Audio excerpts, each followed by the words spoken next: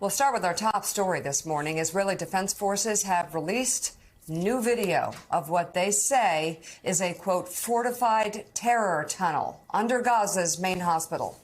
Troops began their raid of the medical facility last week, saying Hamas has a command center beneath the complex. Israeli officials say they've been excavating the site for several days.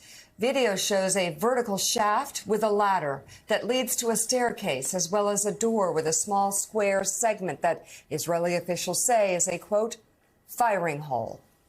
NBC News cannot independently verify these details. The IDF also released footage of what it describes as Hamas members, quote, forcibly transporting hostages through Gaza's main hospital. Israel says this is proof the terrorist group used the medical facility the day it attacked Israel. NBC News is unable to independently verify the IDF's description of the video. Meanwhile, Israel and Hamas are reportedly close to securing a deal on the release of dozens of hostages. That is according to sources familiar with the negotiations. The Washington Post reports the release could happen within the next few days. According to the Post, under the terms of the deal, both parties must agree to stop fighting for at least 5 days. During that time, 50 or more hostages would be released in smaller batches every 24 hours. Well, and of course, it's not a coincidence that the closer Israel gets to Hamas, the more tunnels they uncover. This is just a reality. People don't have to like it if they don't want to like it. If they want to go on TikTok and hear lies, they can hear lies. But there's a reason Hamas is now talking about negotiating for hostages and releasing hostages. It's because they desperately need 4 or 5 days without Israel tracking them down so they can escape.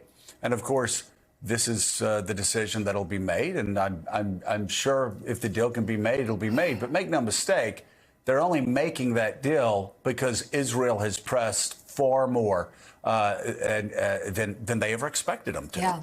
Joining us now from Tel Aviv, NBC News Chief International Correspondent Keir Simmons with more on this. And Keir, obviously, there is such an extreme hope upon hope to get hostages home, too, which is the friction here.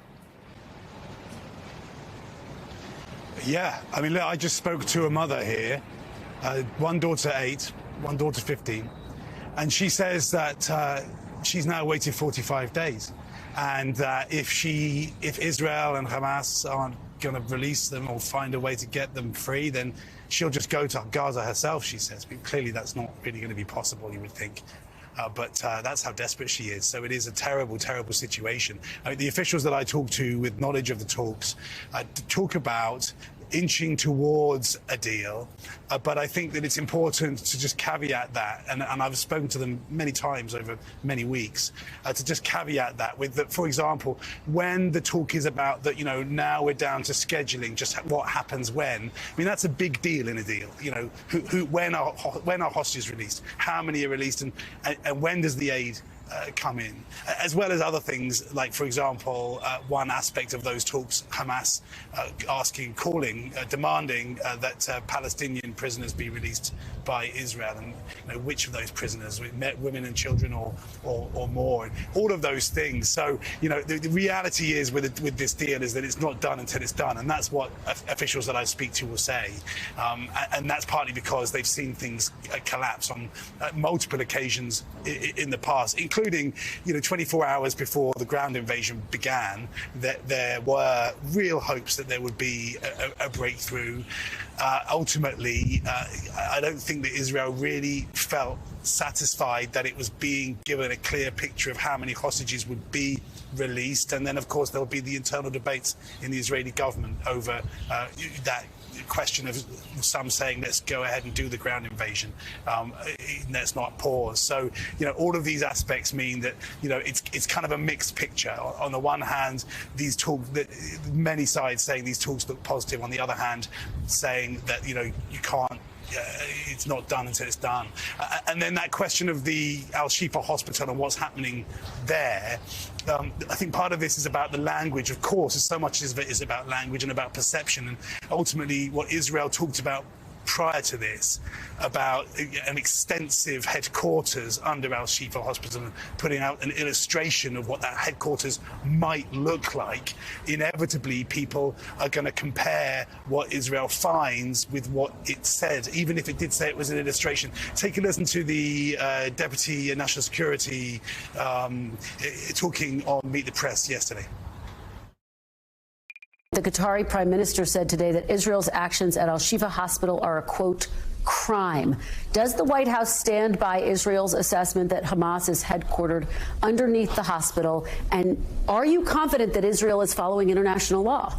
Our intelligence, U.S. intelligence information, not just Israeli intelligence information, suggests that Hamas has used Al-Shifa in an unconscionable way as a command and control facility for the planning of terrorist attacks and the execution of terrorist attacks, and continues to do so. That does not, in our view, mean that Israel should conduct airstrikes on the hospital or ground assaults on the hospital. We've been equally clear about that.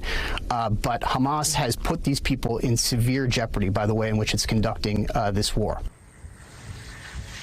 So just to unpick the language a little bit, a command and control facility doesn't sound quite like, Secretary Blinken has talked about a command and control node, doesn't quite sound like the same language as the Israelis' idea of an extensive headquarters, and we shall see. But just to quickly finish, there are 31 babies now in southern Gaza who have been evacuated safely from Al-Shifa, but some of those babies died because they say they're of contaminated water and hypothermia.